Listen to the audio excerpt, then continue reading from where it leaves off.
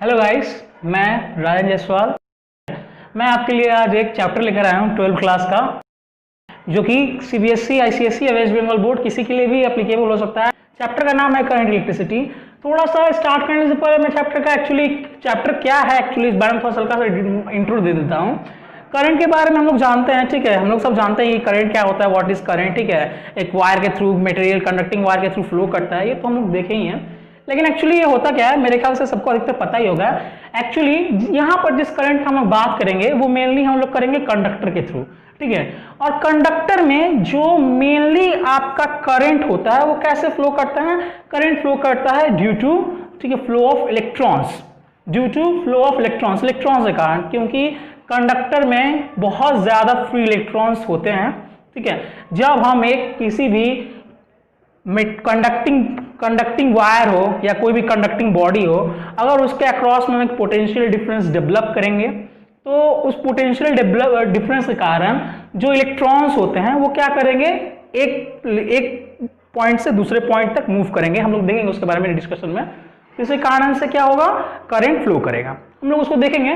तो to start with, ठीक है, just we will see how current flows. तो सपोज आपके पास एक सर्किट है। This is a simple circuit. यहां पर हमने एक सेल लिया है हैविंग ईएमएफ ई, ठीक है। We take that it has null resistance, null internal resistance. इसको हमने एक एक्सटर्नल रेजिस्टेंस आर के क्रॉस में क्या लगा दिया है, ऐड कर दिया है, सीरीज में ऐड कर दिया है। तो एक्चुअली होता क्या है, ठीक है, यहां से पोटेंशियल डिफरेंस, ये पॉजिटिव प्लेट है और एक नेगेटिव प्लेट है, ओके। तो पॉजिटिव प्लेट के कारण अगर हम इस पॉइंट को सपोज ए लें और इस पॉइंट को अगर हम बी लें, ओके, और यहाँ का पोटेंशियल को अगर हम भी ए लेट्स डिनोट करें एंड हियर द पोटेंशियल भी भी बी, तो obviously from the diagram it is clear that भी ए क्या है आपका, भी बी से ज्यादा है। क्यों होगा? क्योंकि देखिए भी ए क्या है, पॉजिटिव टर्मिनल से जुड़ा हुआ है, ठीक है, भी बी नेगेटिव टर्मिनल से, तो भी ए विल बी मोर देन भी बी।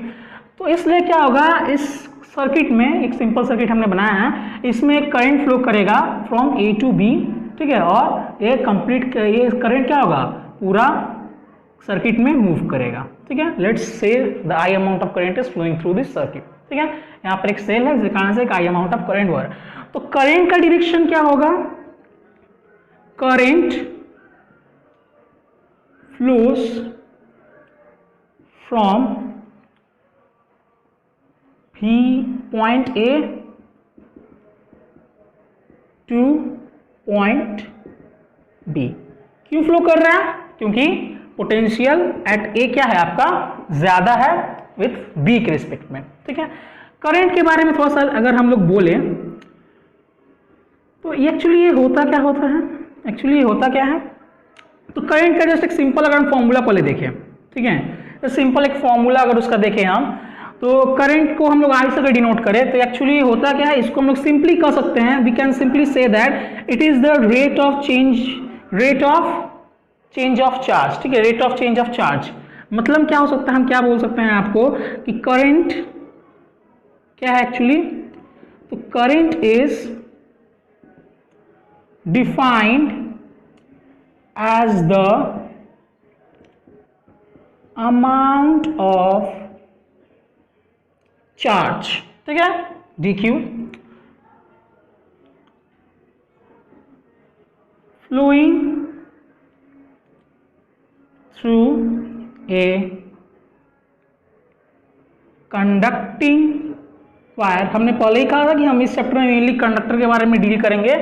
तो एक अमाउंट ऑफ चार्ज लेट से डी क्यू क्या हो रहा है, फ्लो कर रहा है कंडक्टिंग वायर से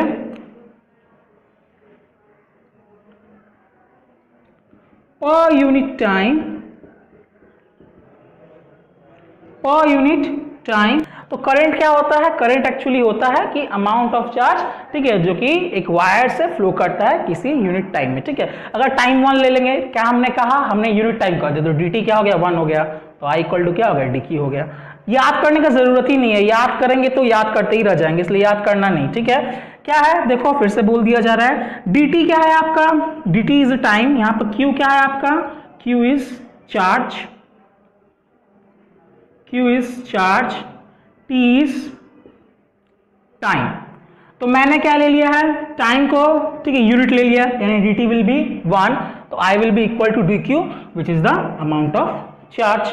ओके ओके, यहां पर थोड़ा सा मैं हल्का सा बात बोल दूं, यहां पर तो करंट जा रहे हैं, ठीक है, पॉइंट ए से बी में, लेकिन अगर हम इलेक्ट्रॉन के बारे में बात करें, जस्ट इलेक्ट्रॉन के बारे में बात करो, जो कि मैंने कहा कि ये कंडक्टिंग वायर्स जो होते हैं, ठीक है, ये मेनली आपके कंडक्टिंग वायर्स होते हैं, कंडक्टिंग मटेरियल्स के बने होते हैं। एज फॉर एग्जांपल आप अभी तो ज्यादा घरों में क्या हो रहा है, कॉपर यूज हो रहा है, एल्यूमिनियम यूज हो रहा है, आयरन वगैरह का भी होता है। तो उनमें क्या होता है, आपका प्लेंटी ऑफ फ्री इलेक्ट्रॉन्स होते हैं, बहुत सारे फ्री इलेक्ट्रॉन्स होते हैं।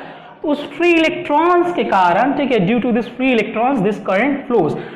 Electrons due to negative charge, हम लोग जानते हैं कि इलेक्ट्रॉन हैज नेगेटिव चार्ज, ठीक है, तो इलेक्ट्रॉन जो होता है इस सर्किट में करंट का उल्टा फ्लो करता है। Electron flows from lower potential, that is lower potential कौन सा है यहां पर, बी है, फ्रॉम हायर पोटेंशियल,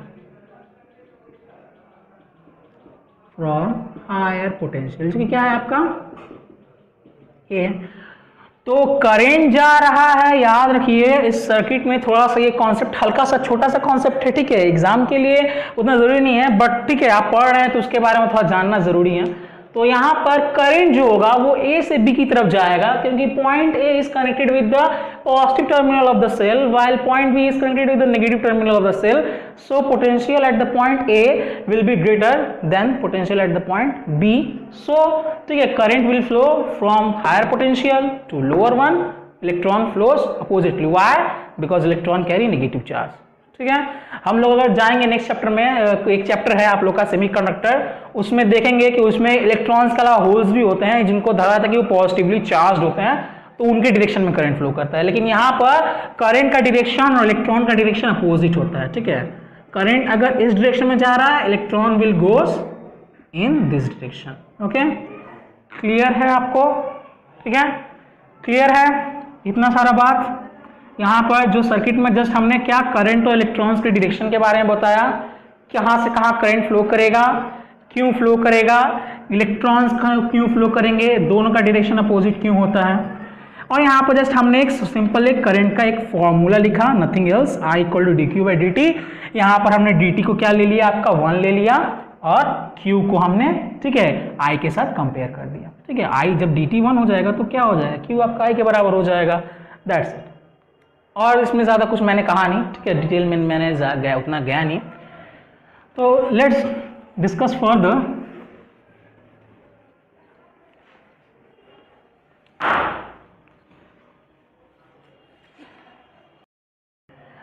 करंट को हमने क्या डिफाइन किया, करंट एक छोटा सा अगर हम फॉर्म लिखें, करंट को I से डिफाइन किया हम लोगों ने, इसको मैंने कहा dq by dt, where q is the charge, t is the time.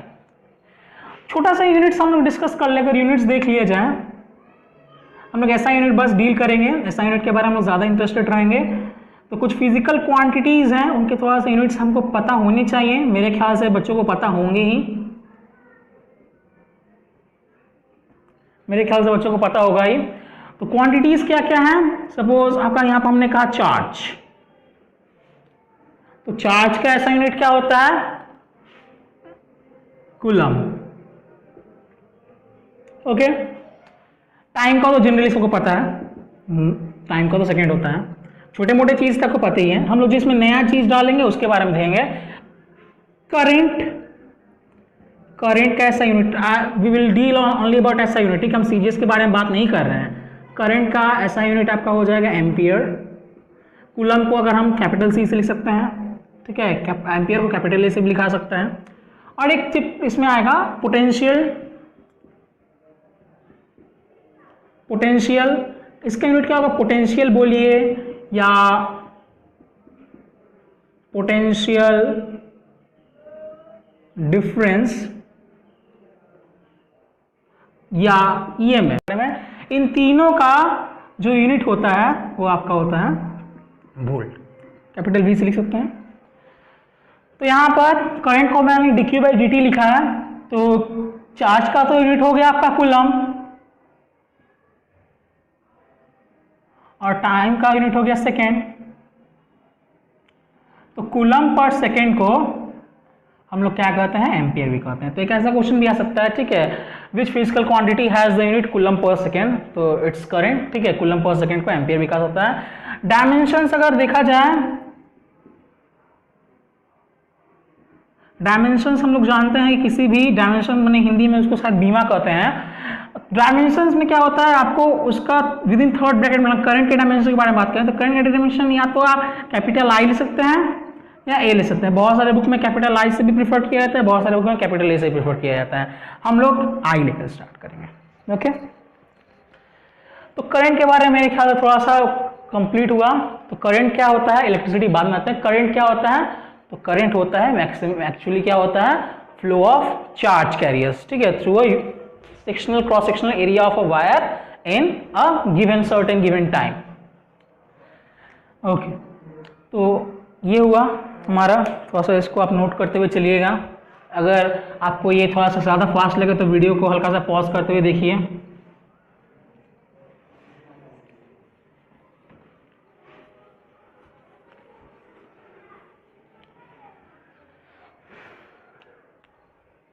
Okay guys, अब हम लोग थोड़ी सी जनरल चीज़ के बारे में पढ़ेंगे और उसके ऊपर एक थोड़ा सा न्यूमेरिकल भी हम लोग करेंगे। वो है आपका quantization of charge. Quantization of charge क्या है, ये क्वांटाइजेशन ऑफ चार्ज? पहले हम जान लें कि स्मॉलेस्ट पॉसिबल चार्ज आप लोग के लिए क्या है, स्मॉलेस्ट पॉसिबल चार्ज। ये क्या हो सकता है, इसका वैल्यू क्या होता है, स्मॉलेस्ट पॉसिबल चार्ज ये होता है आपका चार्ज ऑन एन इलेक्ट्रॉन। तो कितना होता है, इट्स 1.6 इंटू 10⁻⁻19 कूलम। 02 भी आता है, 1.602 ऐसा आता है, लेकिन 1.6 ठीक है इज, ठीक है, सफिशिएंट इनफ। तो सबसे स्मॉलेस्ट पॉसिबल चार्ज आपका होता है 1.6 इंटू 10⁻⁻19 कूलम। इससे छोटा चार्ज पॉसिबल नहीं हो सकता है। और क्वांटाइजेशन का मतलब मेनली होता है क्वांटाइज्ड होना, नंबर्स मतलब इंटीग्रल मल्टीपल्स होना। तो एक्चुअली जो क्वांटाइजेशन ऑफ चार्ज होता है, एक्चुअली ये कहता क्या है, जैसे इसका अगर हम मैथमेटिकल फॉर्म देखें तो Q equal to n e where Q is what, where Q equal to charge, n is an integer, obviously this is a positive integer, ठीक है, ये पॉजिटिव इंटीजर होगा, आप नेगेटिव नहीं ले सकते हैं, ठीक है। तो ये एक पॉजिटिव इंटीजर है, जैसे 1 2 3 4 what ever etcetera, is the electronic charge. Charge जो कि मैंने ऑलरेडी उसका वैल्यू यहाँ पर लिख दिया है, ठीक है। आप लोगों ने इसके प्रीवियस बहुत सारे क्लास में 6-7 क्लास में तो ये पढ़ ही लिया होगा कि इलेक्ट्रॉनिक चार्ज का। तो एक्चुअली इसका अगर हम लिखना चाहें कि इसको लैंग्वेज में कैसे लिखेंगे तो क्या बोल सकते हैं, तो लिखेंगे अगर लैंग्वेज में लिखा जाए क्या लिखेंगे, the charge on a body, मान लो कोई बॉडी है उसके ऊपर कुछ चार्ज है, तो चार्ज क्या होगा, Q क्या होगा, वो होगा एक इंटीजर से मल्टीप्लाई हो जाएगा किसमें, इलेक्ट्रॉनिक चार्ज से। तो the charge on a body is always an integral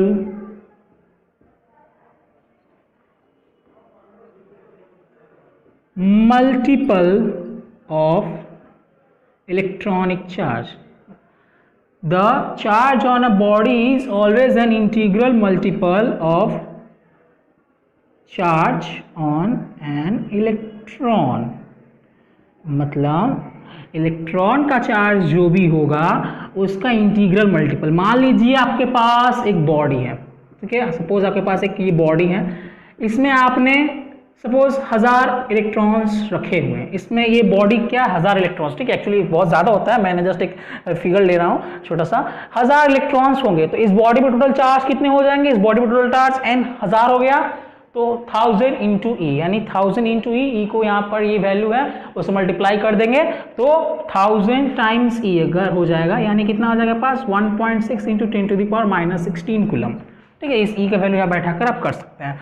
तो किसी भी बॉडी, अगर वो चार्ज बॉडी है, ठीक है, कोई बॉडी, ऑब्वियसली बॉडी चार्ज होनी चाहिए क्योंकि चार्ज तभी होंगे, ठीक है, बॉडी अगर चार्ज ही नहीं है तो चार्ज कहाँ से आएगा उसके ऊपर में।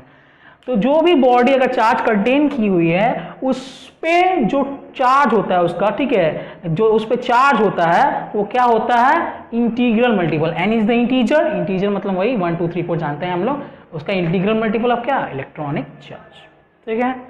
इससे अगर हम एक छोटा सा एक न्यूमेरिकल करें जो आपका प्रीवियस ईयर क्वेश्चन में पूछे भी जा चुके हैं, तो चलिए उससे एक छोटा सा क्वेश्चन करते हैं, तो थोड़ा सा लिखते हुए चलिएगा।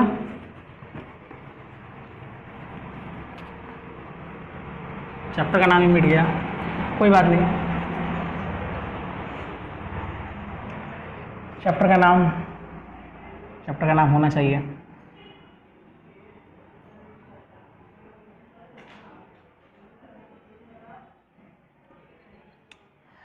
तो एक हम लोग छोटा सा क्वेश्चन लेंगे। क्वेश्चन क्या है, क्वेश्चन मैं लिख रहा हूं,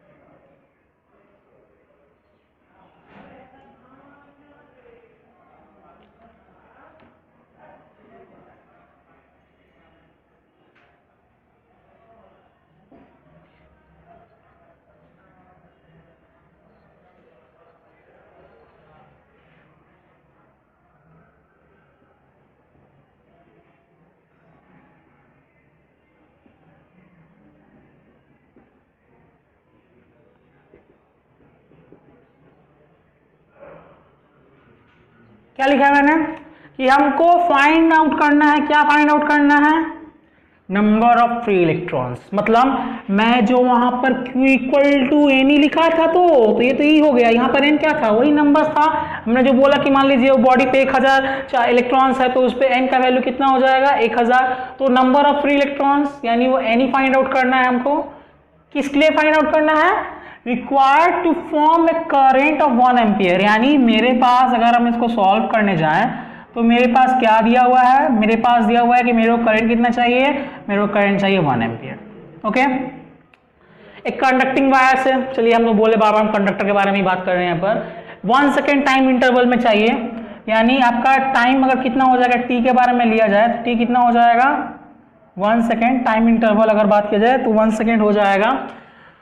तो हमको पता है कि I इक्वल टू अगर D Q by D T, D Q को साइड में रखें, साइलेंट पर रोके रखें, तो I equal to Q by T, तो यहाँ से Q कितना आ जाएगा आपके पास, Q आ जाएगा I into T, D just हमने रिमूव किया अपने सुविधा के लिए, तो Q चार्ज अमाउंट कितना पता चल जाएगा, देखिए आपका करंट भी 1 है, टाइम भी 1 है, तो चार्ज कितना आ गया आपका 1 कूलम। अब 1 कूलम चार्ज हमको बनाने हैं, ठीक है। आ जाइए क्वांटाइजेशन ऑफ चार्ज के कॉन्सेप्ट से,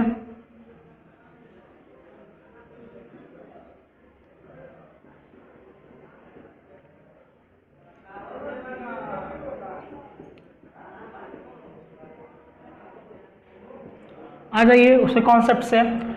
तो यहाँ पर Q है आपका, ठीक है, Q कितना है मेरा, Q का फॉर्मूला क्या था मेरा, Q का फॉर्मूला था N इंटू ई, यहाँ पर Q था टोटल चार्ज बॉडी के ऊपर, E तो इलेक्ट्रॉनिक चार्ज बच्चे से जानते हम लोग, और N यहाँ पर वही नंबर है जो वी हैव टू, जिसको हमको निकालना है। यहाँ पर तो हमको N ही निकालना था, तो देखिए कैलकुलेटर सबके पास होगा, जिनके पास अलाउड नहीं वो भी किया जा सकता है। Q का वैल्यू कितना है 1, N निकालना है, और E तो पता है ही 1.6 इंटू 10⁻19, ओके, यूनिट में लिखेंगे तो N का वैल्यू कितना हो जाएगा 1/1.6 इंटू 10⁻19, ठीक है। आप इसको कैलकुलेटर में पंच करके देखिए कितना, अगर आपको रिक्वायर्ड आंसर मिल जाएंगे। ये लगभग आपका आएगा, कैलकुलेटर में अगर पंच करके देंगे तो 6.25 इंटू 10⁻18 ऐसे मेरे ख्याल से कुछ नंबर आएंगे। यानी इतने हमको इलेक्ट्रॉन्स चाहिए, इतना फ्री इलेक्ट्रॉन्स चाहिए, ठीक है। इसको काउंट कर, अगर वंस टेंस में काउंट हो जाएगा तो अलग बात है। 6.25 10⁻18 इतना ह्यूज अमाउंट ऑफ, इतने ह्यूज नंबर ऑफ आपको क्या चाहिए, इलेक्ट्रॉन्स चाहिए to constitute 1 ampere of current, ठीक है, in a time interval of 1 second. इतना चार्ज कैरियर्स आपको क्या चाहिए, इलेक्ट्रॉन्स, क्योंकि यहाँ पर है चार्ज कैरियर्स इलेक्ट्रॉन्स है।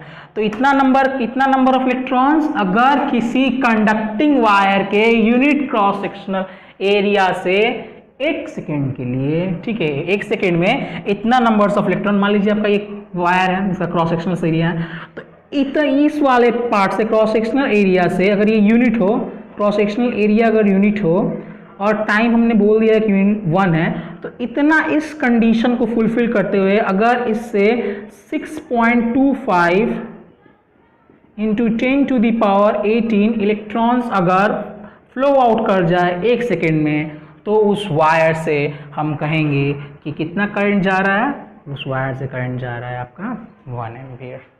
ठीक है, आज के लिए इतना ही गाइस, ठीक है। आपका ये अगर आपने नोट कर लिया है तो बहुत ही बेटर है, संग संग नोट करते चले गए हैं तो, नहीं तो आपको, ठीक है, डिस्क्रिप्शन में इसका एक हम नोट करके PDF फॉर्म में दे देंगे, ठीक है। Thank you, see you in the next class, okay, good luck.